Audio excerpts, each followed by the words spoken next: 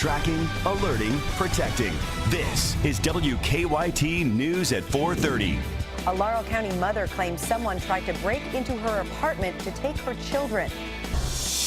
Governor Steve Beshear unveils an analysis of the economic impact of Kentucky's signature drink, bourbon. Find out how much it contributes to the state. And police in central Kentucky are tracking an overnight business break-in. WKYT News at 4:30 starts now. Good afternoon. Jennifer Palumbo and Amber Philpott reporting. The search continues for a man involved in an attempted burglary and possible kidnapping in southern Kentucky. Sunday night, a southern Kentucky woman called police to say a man is trying to break in and steal her children. And it happened at the Corbin Manor Apartments. Police showed up to find a man running into the woods. WKYT's Phil Pendleton is tracking the disturbing story in Laurel County. It's our top story at 4:30. Police say they had a deputy just about a minute away when all of this happened, about 9 o'clock Sunday night. They say that he responded very fast, and when he showed up, they say that they did see a man matching the woman's description running off into the woods. Now, police say the woman in the apartment number 13 called just after 9 Sunday night, with the report being that a man armed with a gun was beating on her back door, saying that he wanted to take her kids. She told police she didn't know the man. He apparently looked in through the back sliding glass door that had blinds and it was open, so he could see in. It's, it's after dark. He can see in. He can see what's going on. He probably saw the children in there, probably saw her. May have been intoxicated, may have been doped up, who knows what. Police were able to get a very detailed description of what this man apparently looks like. About 6 feet tall, 180 pounds, with dreadlocks and a long beard. Coming up at 5:30, people tell us they are very, very disturbed by this story. They say that it's very hard to believe. But for now, in Laurel County, Phil Pendleton, WKYT.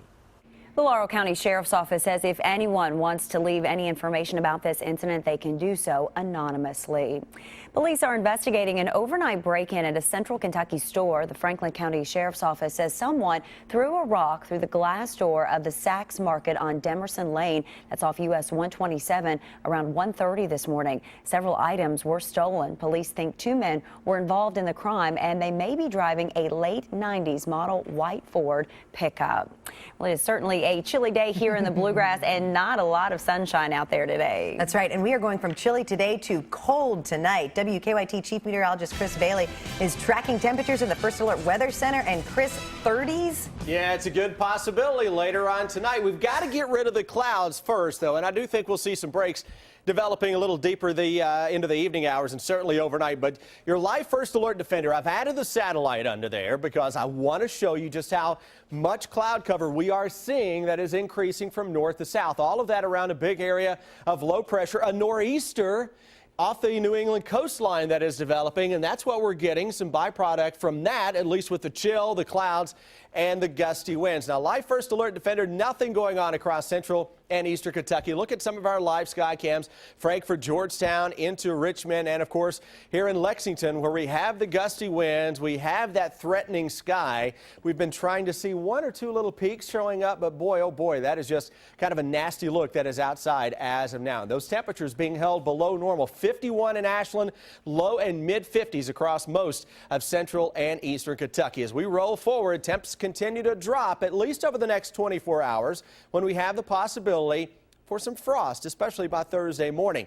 Then we'll focus on the weekend. That's the good-looking part of the 7-day forecast. Ladies, it's always good when the weekend is the best-looking part of that 7-day. We'll show you the beautiful outlook just ahead.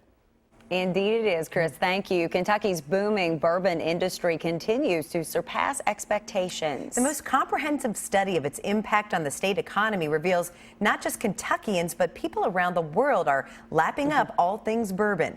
Rebecca Smith has the details. This here is the new distribution center for Jim Beam in Frankfort. Right now, it's a big, empty expanse. Pretty soon, it'll be full of bourbon ready to be shipped out. It's just one of the symbols of the growing bourbon industry. Kentucky ranks 8th in the country among the states with the top number of distilleries. We have more barrels here than people. Cheers. The finding of a 67-page report shows bourbon production contributes to $3 billion in gross state product to Kentucky's economy every year. It's gone up 67% in under 5 years. Eric Gregory with the Kentucky Distillers Association says even when companies like Jim Beam are acquired by foreign companies, the benefits, he says, stay here in the state. New markets are opening up all over the world, India, China, Russia, and as Congress passes more and more free trade agreements and levels the playing field for bourbon, which has been overly taxed on the global market for centuries, that's going to open up a lot more growth. The investment in the bourbon industry is expected to grow even more so over the next 5 years, especially because of the elimination of some taxes associated with existing barrels. In Frankfort, Rebecca Smith, WKYT. In another sign the bourbon industry is growing, smaller craft distilleries are expected to invest $25 to $30 million over the next 2 years. It's now breeding season for white-tailed deer, and Kentucky officials are urging you to stay alert while driving. Officials say about half the crashes involving deer are during the last 3 months of the year. They also say deer are most active around dawn and dusk. Also, a reminder to wear your seatbelt and pay attention to yellow highway signs identifying deer crossing hotspots. You'll soon be able to get into the holiday spirit on ice. The ice rink at Triangle Park will open for the season on November 7th. The Unified Trust Company ice rink will be open 7 days a week. The Herald Leader says that $10 will allow you to skate for 90 minutes. The ice rink will be open until January 11th. Well, October is Breast Cancer Awareness Month, and today WKYT is teaming up with St. Elizabeth Healthcare to provide breast screenings. The mobile mammography van will be here at WKYT until 6:30 tonight. To make an appointment, you can still do so. Call 859-655-7400. Private insurance will be billed, and if you are uninsured, financial help is available thanks to a generous grant from the folks at Susan G. Komen, Lexington. Well, it is almost here. Halloween is about 10 days away, and this year the holiday isn't just for children. Pet lovers can get their furry friends in on the fun with a costume contest. Deanne Stevens is out and about and has details from Incredipet. Hi, Deanne. Hey, good afternoon, guys. I've made a little friend here. This is Fancy the pig. Oh, Fancy, I dropped it. Oh, Fancy's no dummy either. Look, you know I got more here. Fancy is part of Incredipet's Halloween costume contest, as are all of our precious little friends here dressed up for the contest taking place on Sunday, 2 to 4 o'clock at Incredipet on Southland Drive. Julia Hall is with us, and this is quite entertaining. Well, Deanne, that's part of the fun of the event. We never know what's going to show up. So over the course of the 22 years of doing this, we've had a little bit of everything, and today is a perfect example. I remember a few years back you had these, were they bearded dragons or something? They all dressed up as Santa and We've Mrs. had Claus. geckos, bearded dragons, llamas, ponies, fish tanks, guinea pigs, hamsters, turtles even, rabbits. So that's really part of the fun and what everybody looks forward to every year. Let's start our fashion show here. I'm trying to signal to them so we can see what all we have. You have different classes for the contest. We do. We have dogs, cats, other pets. So if it doesn't fit into the category of dog or pet, obviously a dog or cat, it would obviously go into the other category. Like Little Miss Fancy. Right. And then this year we added a fourth class, which is a family category, because a lot of times people will dress themselves up to match their pet, and so it includes more than just a pet. So we decided we'd add a fourth class this year, and that's the family class. And so parents and kiddos can dress like their pets. Absolutely. So they can get as creative and crazy as they want to. So there's no registration fee, nothing like that. People just show up. 2 o'clock? 2 o'clock, 2 to 4. We'll register you on the spot. Dogs will be judged from 1 to 2. Cats from 2 to 2:30. She's like, and others around then too. 2 to 4. Dogs are 1 to 2. Cats 2 to 2:30. Other from 2:30 to 3, and family from 3 to 4. Okay, so be a part of the Incredipet Halloween costume contest. Little Miss Fancy might even be there too, especially, I would say, if you bring her some treats. I'm Deanne Stevens, out and about at Incredipet. Back to you guys. She likes that Fancy the Pig. She does. She does. Well, the fashion world is mourning legendary designer Oscar de la Renta. The man who dressed first ladies and Hollywood royalty alike has died. Chris Van Cleve has the details. You know, I have lived through a period of life where the woman that I started dressing 50 years ago is such a very different woman to me today. And for those 5 decades, Oscar de la Renta found a way to turn those differences into success on the runway, on Hollywood's red carpet, and on Inauguration Night. The Dominican-born designer helped American fashion take its place on the global stage. Mr. de la Renta loved women, and you saw it in every design that he did. He honored women's features, he honored our bodies. I'm in my Oscar gown tonight, but I'm most comfortable in my pajamas. Really. Oscar needs to design pajamas. De la Renta first made a name for himself in the 1960s as the designer for the most famous woman in the world, Jacqueline Kennedy. First ladies became a bit of a specialty of de la Renta's, dressing Hillary Clinton and Laura Bush for their husbands' inaugural balls. Just last month, he made headlines for dressing George Clooney's bride for the couple's wedding.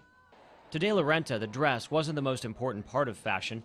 Good clothes were merely the frame for the real masterpiece. That the woman feels great in it.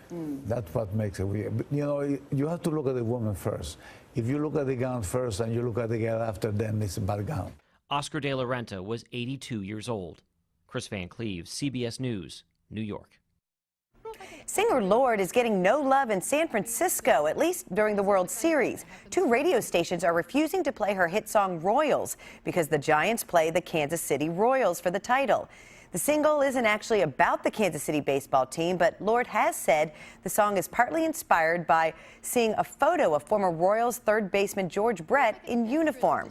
So in response, a Kansas City radio station says it will play the song every hour on the hour today.